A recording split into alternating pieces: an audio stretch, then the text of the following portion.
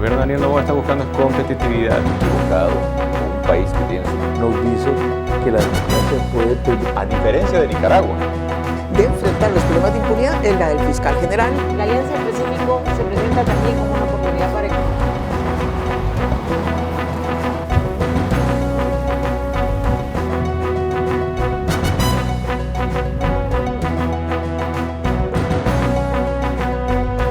Un gusto volver a estar con ustedes en el espacio Fernando Aguayo América. Cordiales saludos a quienes nos ven a través de la señal de Mega TV en la Florida, por Vito TV en el Ecuador y por OnePlus TV en el Ecuador y en el mundo.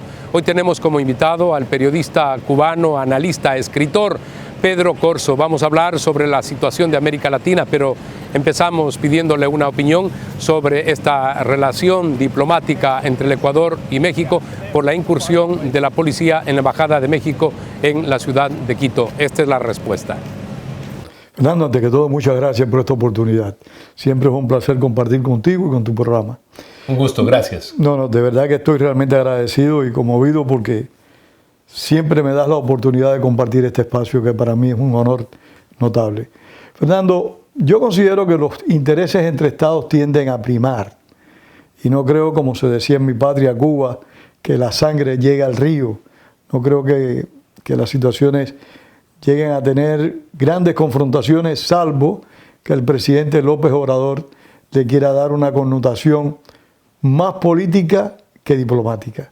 O sea, no creo que haya grandes problemas, repito, salvo que el mandatario mexicano pues considere que es una oportunidad política para él generar un conflicto con Ecuador, tal vez con otras pretensiones. El sentido nacionalista que le ha querido dar a este tema López Obrador es indudable que es un uso de carácter político. Sabemos que los mexicanos son nacionalistas, pero por este caso... Yo te voy a decir una cosa, yo soy muy respetuoso del derecho de asilo. Yo creo que ningún país debe incursionar en la sede diplomática, y en este caso me refiero a Ecuador, para tomar las decisiones que tenga que tomar. Creo que eso debe ser respetado. En Cuba aconteció eso. En Cuba un joven cubano fue ametrallado en la sede diplomática del Vaticano. En Cuba otros jóvenes han sido asesinados en embajadas y por principio considero que las embajadas deben ser respetadas. Pero en este caso, donde realmente no hubo muertos, donde no hubo hechos que lamentar, hechos de sangre importantes, al menos que yo tenga conocimiento, pues creo que López Obrador está subiendo el tono del debate por la agenda política que tiene él y su partido. Tú fuiste un preso político por muchos años en Cuba y recordarás que por el año 80 se dio una situación también en Cuba con la Embajada del Ecuador en La Habana. ¿Podrías recordar brevemente esto? Porque a la postre fue el gobierno cubano el que entró a la Embajada del Ecuador en ese país. El gobierno cubano no respeta la sede diplomática. Cuando hay una persona que se asila, que busca protección diplomática, el gobierno cubano la violenta con extrema tranquilidad. Y en los años 80, cuando el Mariel hubo un acontecimiento similar con Ecuador y otro parecido con el Perú, también se presentaron acontecimientos semejantes con Venezuela. En fin, la dictadura cubana no respeta absolutamente nada. Por eso yo soy particularmente sensible ante las funciones de una embajada y el respeto que se le debe tener a las embajadas.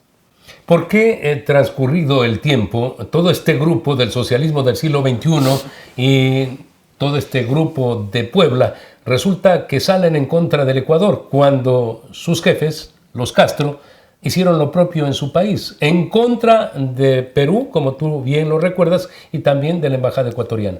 Mira, es una agenda política, reitero, repito. Tienen un proyecto político de desestabilizar el continente, no solo Ecuador. Tienen la ambición de crear una crisis profunda que lleve al caos a todas nuestras repúblicas para ellos asumir el poder y el control, como en su momento lo tuvo Rafael Correa, que no deja descansar al Ecuador, como lo ha hecho siempre los grupos desestabilizadores de Nicaragua, de Cuba, de Venezuela, y lo que estamos viendo en Bolivia, que es una situación realmente penosa, donde dos caudillos del socialismo del siglo XXI están en aparente disputa, pero que realmente lo que buscan es que su proyecto político permanezca en el poder de forma permanente y constante. Así que todo esto es una agenda política desestabilizadora para la cual tenemos que estar preparados, no solo los ciudadanos comunes y corrientes, sino los políticos en particular. ¿Cuál es la situación actual del Grupo de Puebla, del socialismo del siglo XXI, del Foro de San Paulo? ¿Está vigente, está muy activo? ¿Qué es lo que acontece? Yo creo que está más que vigente el Grupo de Puebla y su pater, el Foro de Sao Paulo. Yo creo que está vigente y hay un personaje en el poder en este momento, en Brasil específicamente, que es en cierta medida el autor intelectual, junto en su momento con el ya fallecido Fidel Castro, el autor intelectual de estos grupos desestabilizadores, de estos grupos caóticos como el Foro de Puebla y el Foro de Sao Paulo. Son dos agrupaciones enemigas de la democracia que quieren destruir a nuestros países para ellos apropiarse y controlarlos por completo. ¿Cuál es la situación de Cuba al momento? ¿Siguen teniendo influencia o los problemas internos, domésticos, esto de la falta de energía eléctrica, la falta de alimentos, los tiene un poco apagados? No creo que los tenga apagados. El castrismo es como el alacrán, es particularmente agresivo. El castrismo no descansa, no importa que esté en agonía como está aconteciendo en este momento. Yo creo que el sistema totalitario cubano está en una agonía profunda que puede extenderse por un tiempo desgraciadamente largo, pero está agonizando. Pero aunque esté agonizando, ellos son un peligro para nuestros países, porque siempre tratan de generar problemas, generar crisis en las cuales ellos quieren pescar y apropiarse de los poderes de nuestras naciones. ¿Cómo se sostiene una dictadura durante 65 años, que es la dictadura de los Castros? Los Castros han demostrado que es posible sentarse sobre las bayonetas. ¿Te recuerdas? Creo que fue Montesquieu, que dijo que todo gobierno era viable siempre y cuando, con otras palabras, no se sentara sobre las bayonetas. Los Castros han demostrado que pueden gobernar sentándose sobre las bayonetas. El régimen cubano se mantiene en base a la represión, en base a su capacidad de intimidar, de meterle miedo a la población. Recordemos que las dos últimas protestas que han tenido lugar en Cuba, protestas pacíficas en las que no ha sonado ni un solo disparo, salvo los que disparan los agentes represivos de la dictadura. Los jóvenes que hicieron esas protestas están en prisión, cumpliendo hasta 15 y 20 años de cárcel por el mero derecho a protestar, a reclamar sus derechos. Esa capacidad represiva, esa acción violenta en contra de los ciudadanos es la que hace posible que el gobierno se mantenga por 65 años en el poder.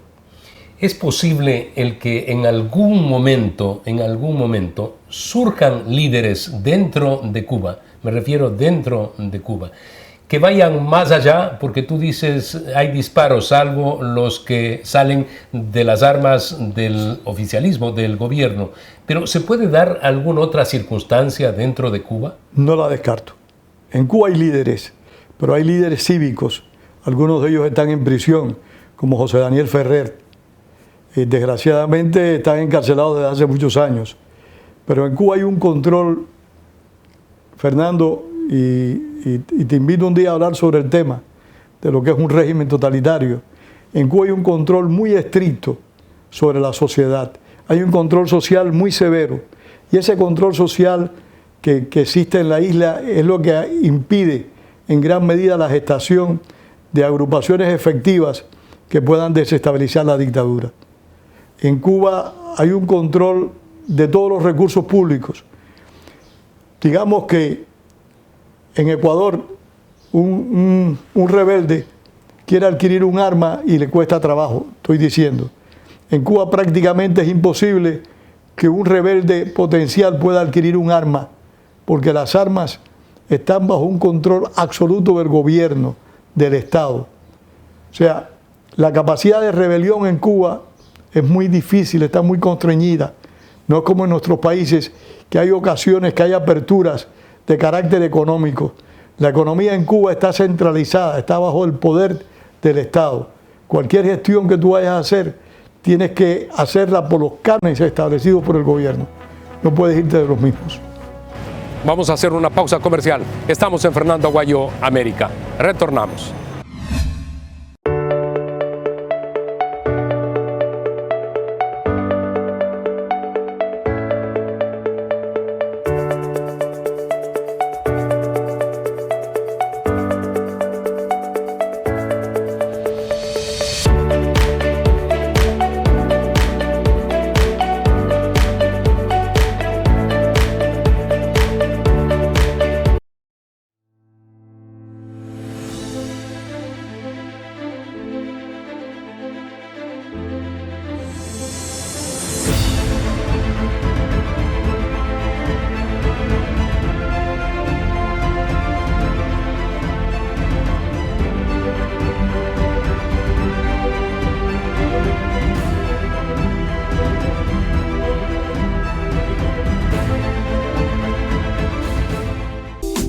Verde Fruit, el camino para acercar los productos de América Latina a los Estados Unidos.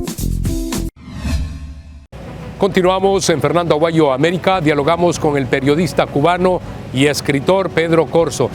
En esta parte vamos a dialogar sobre las elecciones de julio en Venezuela. En estos momentos se analiza un tema que ha surgido precisamente desde Caracas, esa posibilidad de que haya una reacción militar, de que haya, por ejemplo, una guerra declarada en contra de Guyana para evitar precisamente las elecciones de julio. Vamos a ver qué nos dice Pedro Corzo. En julio hay elecciones en Venezuela. Se entendería que estas deben ser libres, pero hay muchas dudas sobre aquello. ¿Qué papel está jugando Colombia en este caso? Yo creo que Colombia jugaría el papel de ayudar, de respaldar a Nicolás Maduro. Pero a la vez no creo que en Venezuela se produzcan elecciones libres.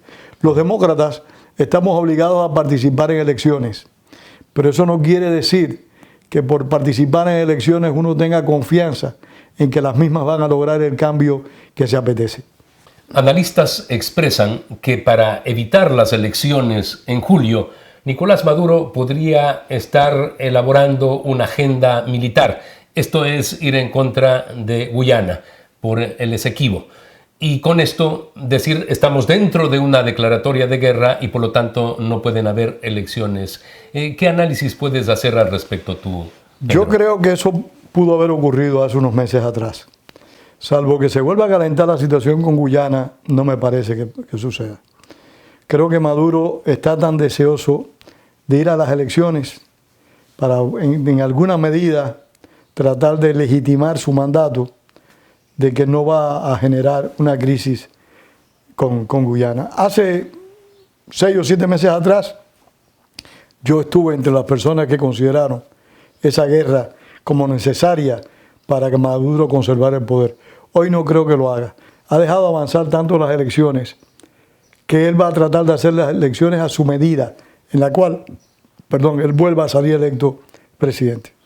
¿Tú crees que él, y especialmente Diosdado Cabello, que saben que en unas elecciones, digamos que la oposición gana por esa diferencia marcada que hay entre Nicolás Maduro, que es el candidato oficialista, y por supuesto Edmundo González, que es el candidato de la oposición, ellos van a perder esa posibilidad de seguir impunes como están hasta el momento si llegara a perder en esas elecciones, que tú dices difícilmente ocurra, pero que pudiera ocurrir también?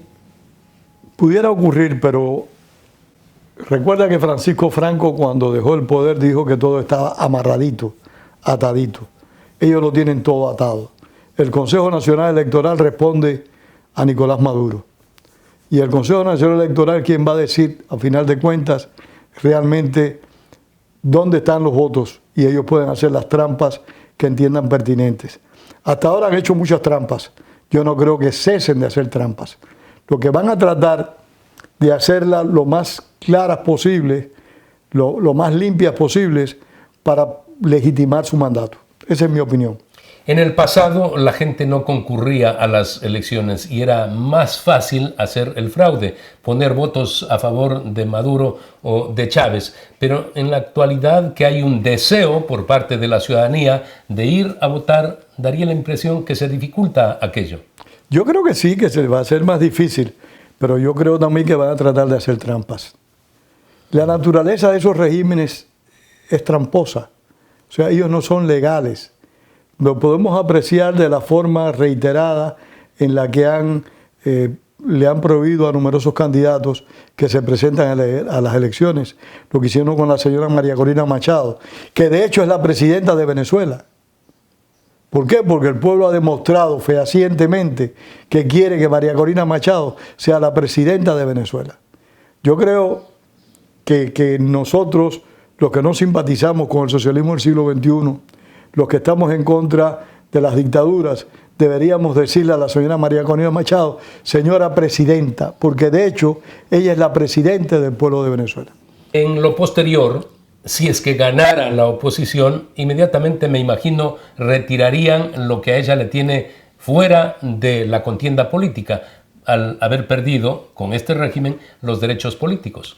Yo creo que sí, yo creo que eso ocurriría, pero realmente María Corina Machado es la que ha hecho posible que el señor Edmundo González asuma el liderazgo que tiene en el momento, porque ella le ha traspasado toda la voluntad de la población que le respalda, que la apoya. Yo creo que, por eso te digo que María Corina Machado es de hecho la presidenta de los venezolanos. Hasta el momento se cuantifica 8 millones de venezolanos que están fuera de su país. Se entendería que ellos, si pudieran votar, lo harían a favor del candidato González. Pero resulta que solamente están registrados alrededor de 900,000 ciudadanos de esos 8 millones. Entonces no va a haber ese apoyo que sería natural para el candidato opositor. Mira, la vida de exiliado es muy complicada, es muy compleja. Para muchas personas se van del país por las razones que sean y no mantienen con su país de origen los compromisos, las relaciones que deberían mantener. Y eso está aconteciendo con los venezolanos, con los cubanos. Se desligan por completo de su país de origen. Y yo creo que eso es injusto. ¿Pierden el interés en su nación? Sí, señor, lo pierden. Y yo creo que eso es inapropiado, yo creo que no es bueno. Todo lo contrario, uno debe mantener con el país de origen los mayores vínculos posibles y estar preocupado, pendiente de lo que acontece en tu país, porque ahí está tu familia, están tus amigos y en el más modesto de los casos están tus memorias, están tus recuerdos. Yo, por ejemplo, yo no olvido nunca mi país. Yo todos los días sueño y ruego con poder volver a él. No lo podré hacer porque la dictadura cubana tiene otras características, pero yo sueño con mi país todos los días y deseo para él lo mejor. Desgraciadamente no todos los exiliados piensan de la misma manera, pero a la vez los regímenes como los del socialismo del siglo XXI o el cubano, que es socialismo real puro, limitan la capacidad de los exiliados políticamente. Los consulados no atienden a los nacionales que están en desgracia, que están en el exterior, no los atienden y a veces no establecen las regulaciones, las condiciones necesarias para que los exiliados puedan ejercer su derecho al voto. Venezuela en particular tiene muchos consulados cerrados o inhabilitados para generar elecciones libres, para generar la posibilidad de que los exiliados puedan hacer uso de su prerrogativa electoral. ¿Cómo está actuando los Estados Unidos sobre Venezuela? Se entiende que ellos pidieron en los acuerdos estos de Barbados, en los que participó Noruega, pidieron elecciones libres, elecciones pluralistas. Pero al momento, ¿cuál es tu opinión, que eres un gran analista, sobre el comportamiento de Estados Unidos frente a Venezuela? Pésima. Yo considero que la administración actual busca conciliarse con el gobierno de Venezuela como busca conciliarse con la dictadura cubana, cuando realmente los que deberían buscar conciliarse son tanto Caracas como La Habana, no Estados Unidos conciliarse con ellos. Ahora mismo el gobierno de Estados Unidos ha sacado a Cuba de una lista de países terroristas. Ha demostrado, según numerosas declaraciones, interés en mejorar relaciones con Cuba. Yo no estoy de acuerdo con eso. No estoy de acuerdo con que Estados Unidos haya entregado a las autoridades venezolanas al testaferro de SAP, como que haya logrado ciertos convenios económicos que mejoran el estatus y la condición de la dictadura venezolana. Me parece que eso le hace daño a la larga a la sociedad estadounidense y le hace daño al compromiso que ha tenido siempre este gran país en defender las democracias y los derechos humanos. Vamos a hacer un corte comercial. Retornamos.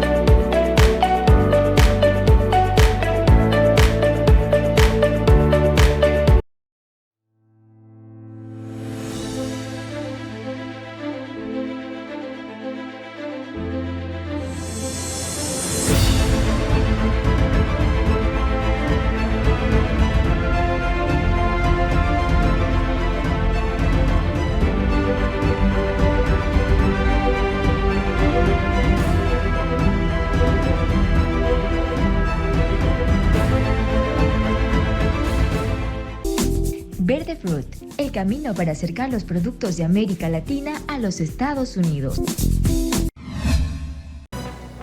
La voluntad y la decisión de la señora Fiscal General de la Nación, Diana Salazar, ha llevado a varios de estos encumbrados exgobernantes a sentencias y en algún caso a la cárcel. En el Ecuador hay que seguir con esa purga en contra de los delincuentes que han saqueado los dineros públicos. Pero resulta que ellos se autocalifican en el mundo como perseguidos políticos y en el mundo les creen. ¿Cómo consideras tú que se debe contrarrestar esa imagen que han logrado, especialmente en foros de izquierda en países de esa línea? Esa imagen la han logrado ellos a través de una intensa propaganda, de una intensa denuncia y acusaciones en contra de aquellos que los acusan y los indican de lo que son criminales. Es una actitud que deberían asumir las democracias. También trabajar propagandísticamente a estos depredadores, acusarlos públicamente en todas las instancias posibles, recurrir a las entidades internacionales como la Interpol para denunciarlos, para decir que son lo que en realidad son criminales, personas que depredaron los erarios públicos, personas que buscan el poder para imponer una ideología que disminuya la dignidad y el valor de los ciudadanos libres. Esa es la labor que hay que hacer, desacreditar a estos individuos, acusarlos públicamente de manera reiterada, constante y permanente. No practicar el fusilamiento moral que practican estos gobernantes cuando están en el poder, porque eso no es correcto, pero sí denunciarlos como es debido para que se conozcan las conductas pasadas de estos sujetos.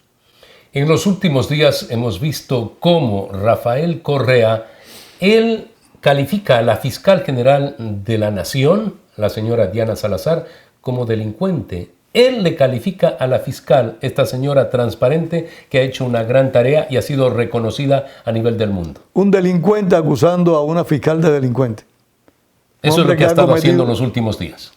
Un hombre que ha cometido numerosos delitos, que debería estar tras las rejas y que ha buscado asilo en Bélgica para protegerse de cualquier tipo de arresto y que continúa tratando de desestabilizar a Ecuador, porque Rafael Correa no ha parado, no ha cejado en su empeño de crearle problemas al Ecuador. No son personas que amen a sus países, no son personas que realmente hayan merecido el respeto y el apoyo de su población, como la tuvo en su momento Rafael Correa. ¿Por qué? Porque no quieren a sus países. Lo que quieren es imponer sus modelos políticos, sus proyectos políticos, que si fueran buenos, yo sería el primero en respaldarlos y apoyarlos. Pero es que son proyectos políticos negativos, donde el ser humano es realmente preterido, tirado a un tanque de basura. Él, a propósito de esta confrontación con México a partir de la incursión de la policía en la Embajada de México en Quito, él ha pedido sanciones para el Ecuador. Él ha pedido, por ejemplo, en el Parlamento Europeo que haya sanciones que incluso se rompa el acuerdo de libre comercio que existe entre Ecuador y la Unión Europea. ¿Cómo se puede calificar este tipo de actitudes? Bueno, a mí no me gusta utilizar la palabra traición, porque es una palabra muy complicada y que demanda perspectivas muy amplias para uno poder ser justo. Pero hay una realidad. Yo pido para mi país sanciones y no me considero un traidor de mi país, porque el gobierno que hay en mi país nunca ha sido elegido democráticamente. El gobierno que hay en mi país lleva 65 años disponiendo de la voluntad popular como si fuera un predio propio. Rafael Correa, como tú bien decías hace un rato, ha tenido la oportunidad de presentarse, si no él, sus candidatos, sus testaferros, 2 veces para la presidencia de Ecuador y han perdido. O sea, él le ha conferido credibilidad al ejercicio democrático ecuatoriano porque ha hecho que sus partidarios formen parte de la oposición y se postulen. Por lo tanto, en este caso yo sí le digo a Rafael Correa que es un traidor a Ecuador, porque si él no creyera en la democracia ecuatoriana, ¿por qué hace que sus testaferros se postulen? Y entonces, si cree en esa democracia, ¿por qué acusa a esa democracia y las indica ante los aliados internacionales como contrario al uso del derecho? Tú dices, hay ciudadanos de países que lógicamente pueden pedir sanciones para sus naciones, el caso de venezolanos a Venezuela, cubanos a Cuba o también a nicaragüenses a Nicaragua. Pero en el caso del Ecuador esto no es compatible. No es compatible porque en Ecuador hay una democracia, en Nicaragua no hay democracia, en Venezuela no hay democracia, en Cuba no hay democracia. En base a eso, cualquier ciudadano puede pedirle al mundo que sancione a esos regímenes porque si no son dictaduras, transitan en la aproximación a la dictadura. En el caso cubano es un régimen totalitario, donde no hay espacios para ninguna acción política independiente si no es penada por la ley. Entonces, asumir posiciones contrarias a esos gobiernos se ajusta a derecho, es tu derecho de pedirle a un depredador que sea sancionado. En el caso de Correa, no. Ecuador ha demostrado ser un país democrático. Es como que tú pidas sanciones para Estados Unidos. ¿Por qué sanciones para Estados Unidos? Este es un país democrático. ¿Por qué sanciones para el propio López Obrador? ¿Por qué vamos a pedir sanciones? López Obrador fue elegido democráticamente y está dando espacios para que hayan elecciones ahora de nuevo, para que salgan unos u otros libremente electos. Y que una oposición unida entre el PRI, el PAN y el Partido Revolucionario se le puede enfrentar. Se le puede enfrentar con un candidato único al que definitivamente ha respetado Manuel López Obrador, cosa que no ha acontecido en Venezuela porque no permitieron a María Corina Machado ni a la señora Corina Llori y luego pues a última hora al señor Edmundo González. Y vamos a ver qué pasa de aquí al 28 de julio. Vamos a ver qué sucede.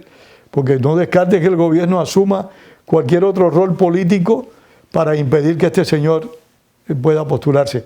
El caso de Gustavo Petro, un mandatario que lógicamente yo no simpatizo con él, pero yo no pediría sanciones para el caso de Gustavo Petro. Hasta el momento, él no ha tomado ninguna disposición política que limite la democracia, al menos que yo tenga conocimiento.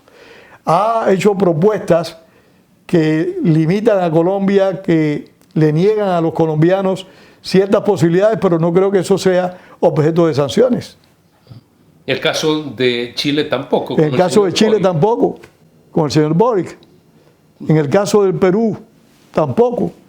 En el caso de Ecuador yo no pediría sanciones para Ecuador. ¿Por qué?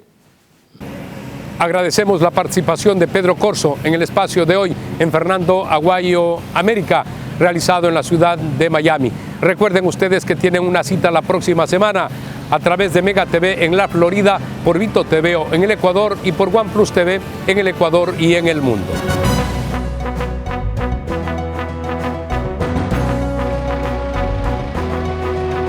Que verdaderamente cuando uno se encuentra El gobierno de Daniel Noboa está buscando competitividad. equivocado o un país que tiene nos dice que la democracia puede, a diferencia de Nicaragua, de enfrentar los problemas de impunidad es la del fiscal general. La Alianza Pacífico se presenta también como una oportunidad para